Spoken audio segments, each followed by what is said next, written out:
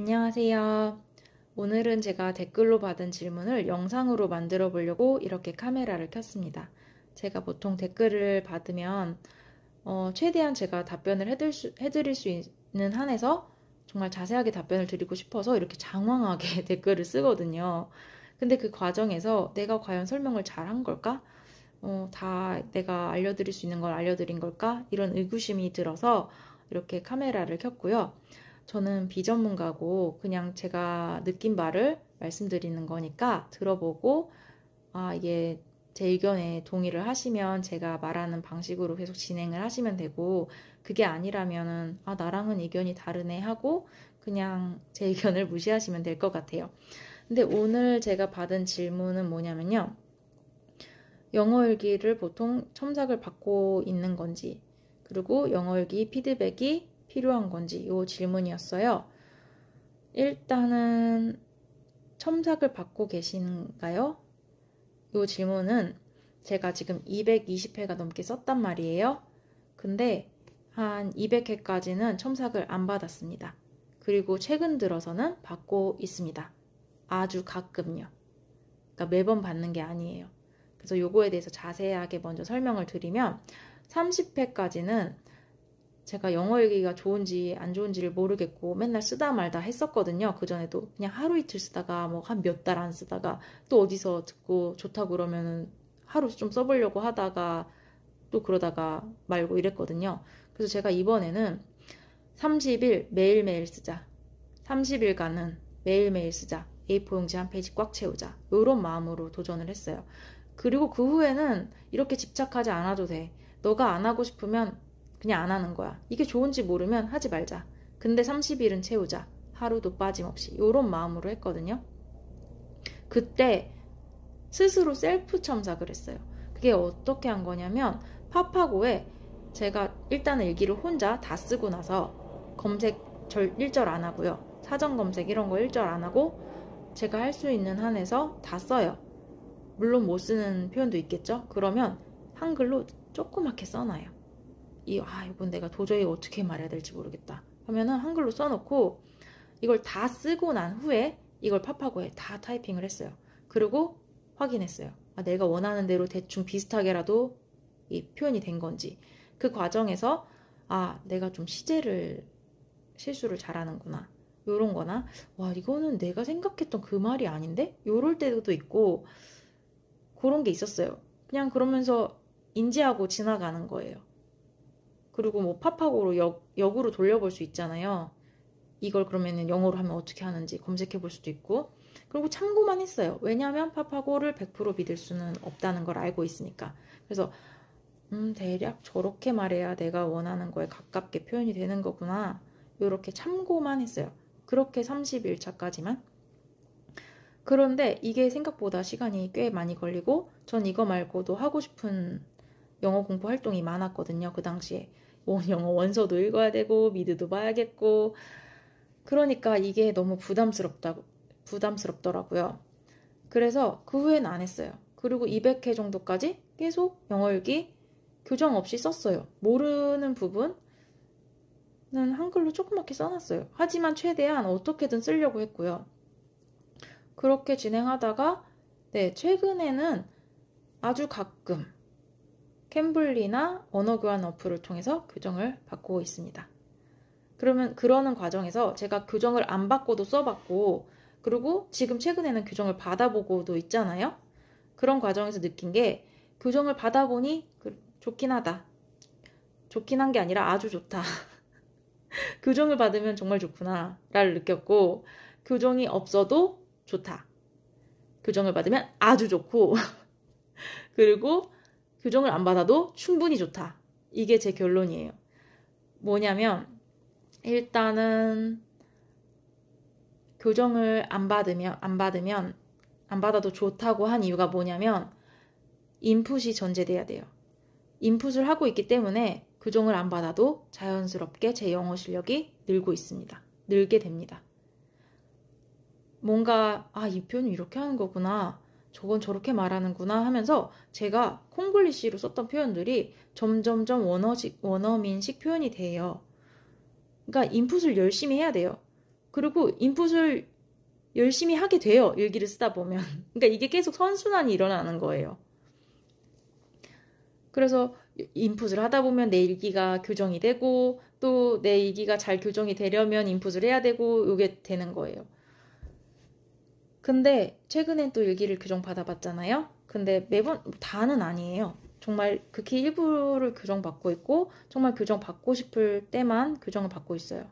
왜냐면 캔블리에서 교정을 받으면요. 제가 멀뚱하게 있는 시간이 꽤 많아져요. 그 원어민이 제 문장을 읽고 어떻게 고쳐줘야 되지? 생각해야 될 때가 있거든요. 너무 시간이 아깝기도 하고 그리고 저는 좀 즉흥적인 대화를 제가 어떻게 헤쳐나가는지 그런 걸 테스트하는 시간으로 생각하고 있기 때문에 캔블리를 그런 영어일기를 띄워놓고 멀뚱멀뚱 보면서 그걸 교정해주고 그렇게 시간을 보내고 싶지는 않아서 정말 교정받고 싶은 일기가 생겼을 때만 교정을 받아요. 그리고 언어교환 파트너가 최근에 생겼거든요. 그 친구한테 한 5-6문장씩 주고받으면서 교정을 받아요. 그 친구는 한국어 일기를 쓰고 저는 영어 일기를 쓰거든요. 그러면은 원래 언어와 그 다음에 내가 영어 공부하는 사람이니까 영어로 쓴 거 이렇게 보내요. 그러면 그 친구가 교정을 해주고 저는 그 친구의 한국어 일기를 교정해줘요. 근데 이렇게 서로의 언어를 아는 상태에서 교환하는 영어일기, 그러니까 교정받는 영어일기가 정말 좋아요. 근데 보세요. 캔블리는 거기 있는 튜터들이 한국어 잘하는 사람 거의 없잖아요. 그러니까 그냥 결과물만 보고 원래 언어 무슨 말을 하고 싶었던지 원문을 보지 않고 그냥 느낌상으로 고쳐주는 거란 말이에요. 그러다 보면 내가 원하지 않는 방향으로 갈 수도 있거든요. 근데 그걸 설명할 길도 없고. 근데 이렇게 서로의 언어를 아는 상태에서 주고받는 교정은 진짜 좀 좋더라고요.